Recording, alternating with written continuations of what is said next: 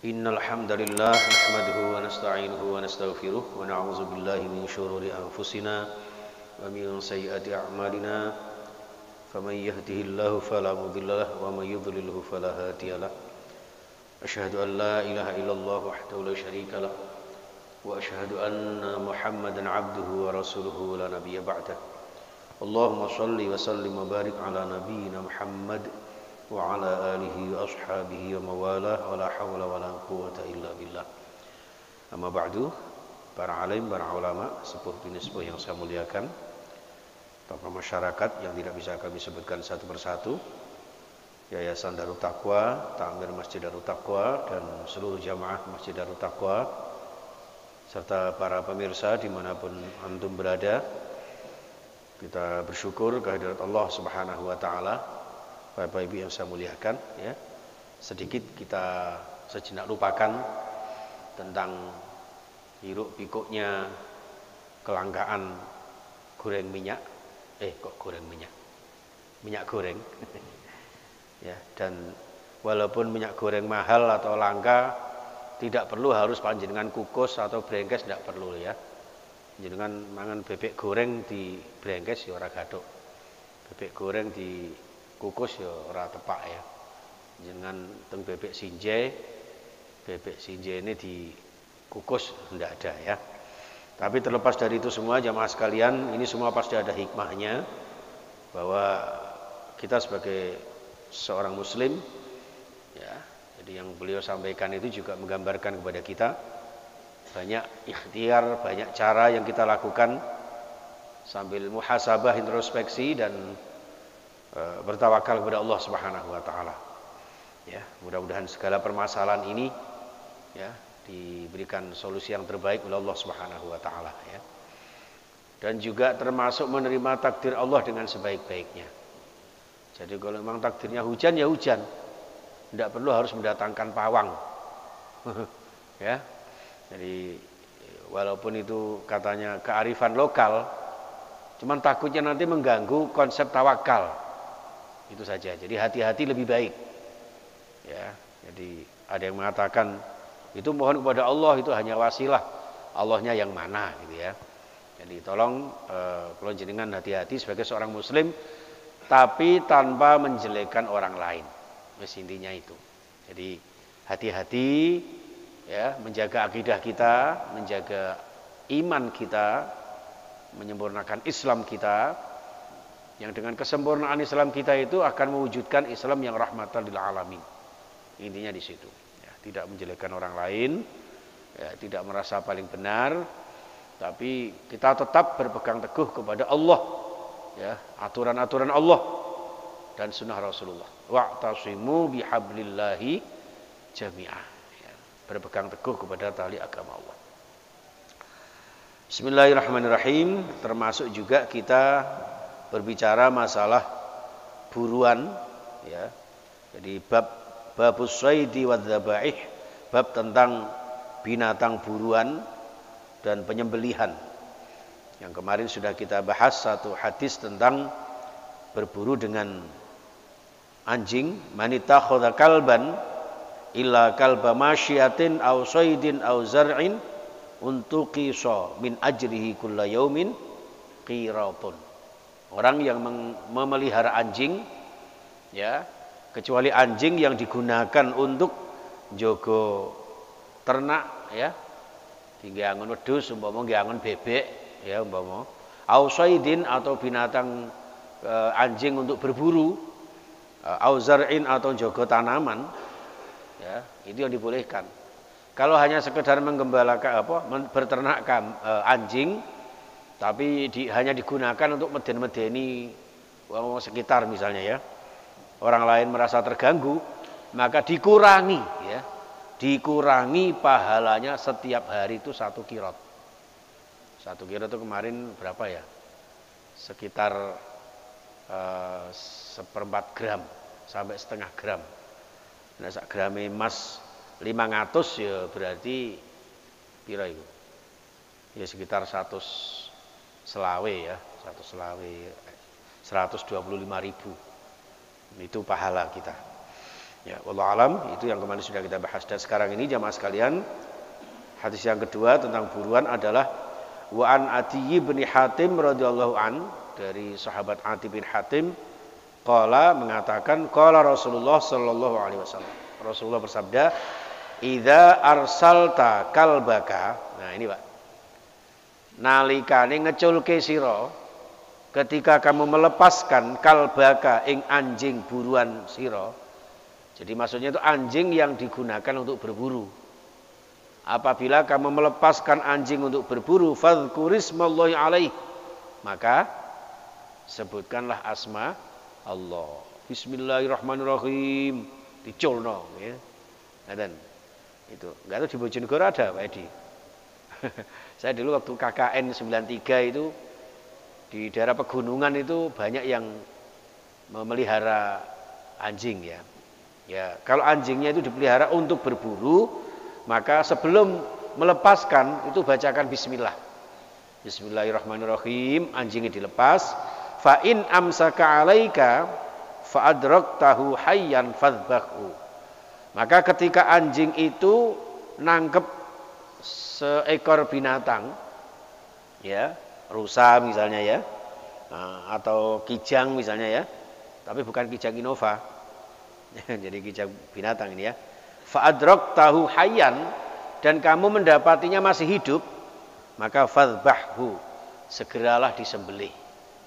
Ya, maka segeralah sembelih dia. Wa in adrok tahu qatala walam yakul minhu fakulhu. Akan tetapi ketika engkau mendapatinya sudah mati, ya, walam yakul minhu fakulhu, dan tidak ada binatang lain yang menerkamnya, maka silahkan dimakan ya.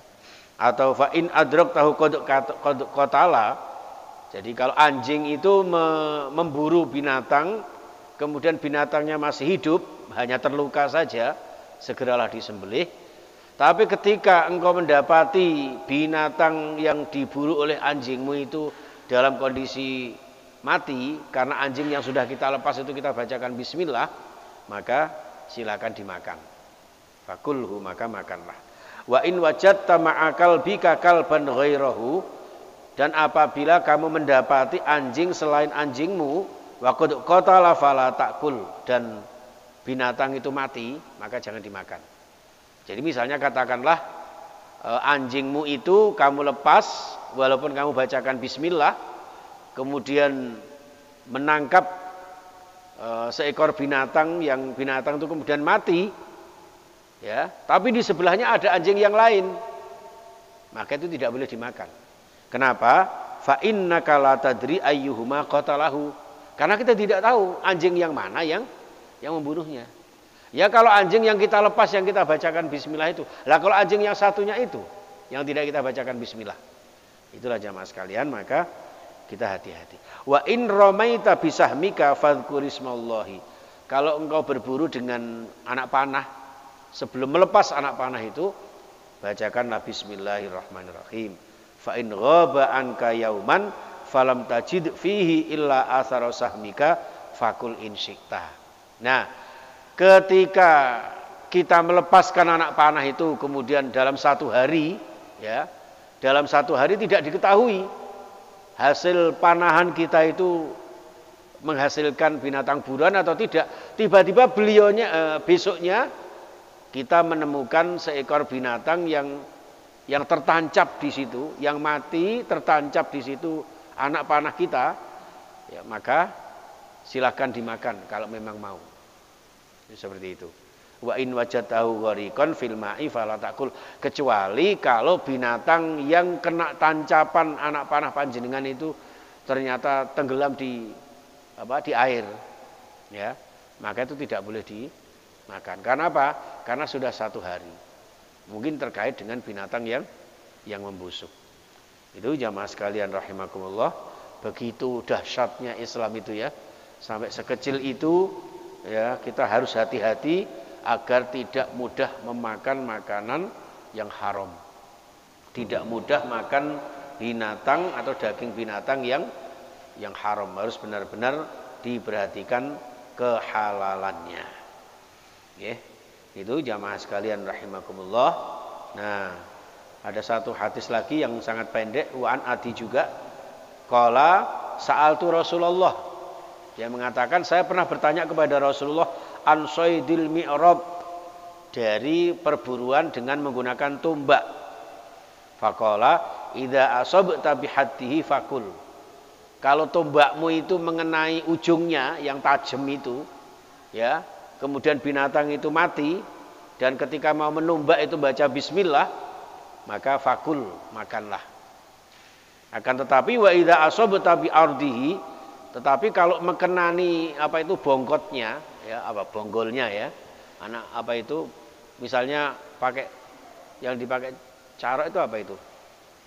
Arit lah ya, sabit yang panjang gitu, atau gaman yang panjang itu, tapi nggak kena ujungnya, melainkan kena pegangannya misalnya, ya. Walaupun binatang itu mati, tapi kalau matinya tidak terkena ujungnya, ya, maka tidak boleh dimakan. Karena apa? Karena itu termasuk faqatala fa innahu waqidun, karena itu termasuk binatang yang terkena pukulan. Jadi binatang yang mati karena dipukul, ya, itu tidak boleh dimakan, ya, termasuk binatang haram. Fala takul fa innahu waqidun, kalau binatang itu mati kena bongkotnya, bonggolnya senjata tombak panjenengan itu, walaupun mati, fala takul, maka janganlah engkau makan. Ya. Rawahul Bukhari, hadis sahih riwayat Imam Al-Bukhari. Ya.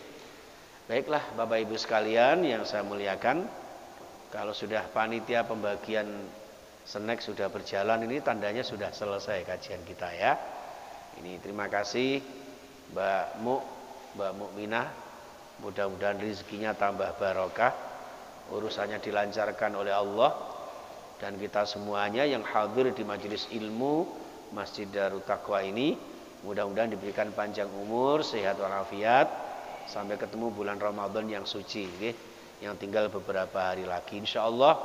Kalau tidak ada mungkin hari ini terakhir Bapak Ibu kajian hadis kita sebelum Ramadan, karena Rabu depan itu saya harus ke Jawa Tengah karena imtihan santri-santrinya, pondoknya tinggalannya abah saya, Pondok An-Najah. Ada beberapa santri tahfidz yang harus khataman dan wisuda, dan saya disuruh untuk pulang sekaligus ziarah kubur. Cara bahasa Jawanya nyekar, ngoten nggih. Nyekar atau sekar itu doa. Jadi sakjane ki ngriki ngoten jane nggih saged. Aku tak nyekar ke Surabaya ae, ngoten nggih. Sakjane niku pun saged niku. Dalam konteks mendoakan orang yang ada di alam barzah itu di mana dan kapan saja. Tapi karena ada sunnah Rasulullah, nahaitukum an ziyaratil kubur fazuruha, ada satu sunnah yang kula jenengan sekarang diperbolehkan untuk berziarah kubur, asalkan benar-benar untuk mendoakan mereka, ya. Itulah yang sekaligus mengenang jasa-jasa kebaikan-kebaikan almarhum almarhumah bapak dan emak saya, seperti itu. Oke, diminta untuk pulang sambutan atas nama pengasuh pondok. Makanya mohon doanya kalau nanti di Surabaya ini dalam proses Bapak Ibu, kami mendirikan Pondok An-Najah Surabaya. Nanti pesantren An-Najah tahfidz itu ya, ada pesantrennya dalam arti kajian-kajian kitab kuning, tapi juga ada tahfidz, ya. Mudah-mudahan nanti Faza bisa istiqomah untuk mengelola itu. Dan ini sekarang Faza lagi berjuang untuk Kabupaten Bitung, Sulawesi Utara, ya. Berangkat Sabtu kemarin sampai tanggal 27. Mohon doanya mudah-mudahan diberikan kelancaran, kesuksesan dan keberkahan, nggih. Itu saja, karena memang mendadak dan ya karena itu satu amanah, ya kita terima dengan sebaik-baiknya, mudah-mudahan Allah meridhoinya. Seperti itu Bapak Ibu yang saya muliakan. Dan insya Allah nanti hari Rabu, mulai untuk Rabu di bulan Ramadan itu nanti kajiannya subuh itu tafsir. Ya, karena Sabtu selama Ramadan tidak ada. Jadi Sabtu nanti diisi oleh ustadz lain, kayak Ustadz Masad Bahri atau Ustadz Abdul Hayy, ustadz senior yang mungkin panjenengan bisa mengenang beliau-beliau. Nanti kita akan hadirkan, kita rawuhkan. Untuk saya seminggu sekali setiap Rabu, tapi yang biasanya hadis selama Ramadan akan kita pakai dengan tafsir. Ngaten nggih Bapak Ibu nggih. Bismillahirrahmanirrahim. Allahumma shalli wa sallim wa barik ala Muhammad wa ala alihi wa ashabihi ajma'in. Alhamdulillahirabbil alamin. Hamdan yuwafi ni'amahu wa yukafi mazidah ya rabbana lakal hamdu. Allahumma ighfir lana wa liwalidina warhamhum kama rabbawna shighara wa limasyayikhina wa limuallimina wa lihabaibina wa lil muslimina wal muslimat wal mu'minina wal mu'minat. Allahumma hassil maqasidana waqti hawaijana min hawaijid dunya wal akhirah. Allahumma barik lana fi umrina wa fi arzaqina wa fi ahlina wa fi dzurriyyatina fi dunyana wa ukhrana. Ya Allah, curah limpahkan rahmat-Mu kepada kami. Dengan rahmat-Mu ya Allah, ampuni dosa-dosa kami, dosa-dosa ayah bunda kami, para sesepuh kami yang sudah berada di alam barzah. Dan juga ampuni ya Allah keluarga kami yang masih hidup bersama kami. Ya Allah, hasilkan maksud kami, kabulkan hajat-hajat kami, sehatkan jiwa raga kami. Ya Allah, berkahi keluarga kami, berkahi rizki kami, berkahi keluarga dan keturunan kami. Ya Allah, jadikan seluruh jamaah Darut Taqwa dan para donaturnya, kali ini hajatnya Mbak Mukminah, Engkau berikan hasil maksud beliau sekeluarga, Engkau berikan sehat walafiat dan kabul segala hajatnya, Engkau lipat gandakan pahalanya, dan kita semuanya juga mendapat barokahnya, insyaallah barokah fid dini wad dunya wal akhirah. Allahumma hina bi hayatin thayyibah wa yassir lana ziyaratal Makkah wal Madinah wa amitna bi husnil khatimah. Rabbana atina fid dunya hasanah wa fil akhirati hasanatan wa qina adzabannar. Wa sallallahu ala Muhammad wa ala alihi wasallam. Walhamdulillahi rabbil alamin. Wal afwu minkum subhanakallahumma wa bihamdika asyhadu an la ilaha illa anta astaghfiruka wa atubu ilaik. Assalamualaikum warahmatullahi wabarakatuh.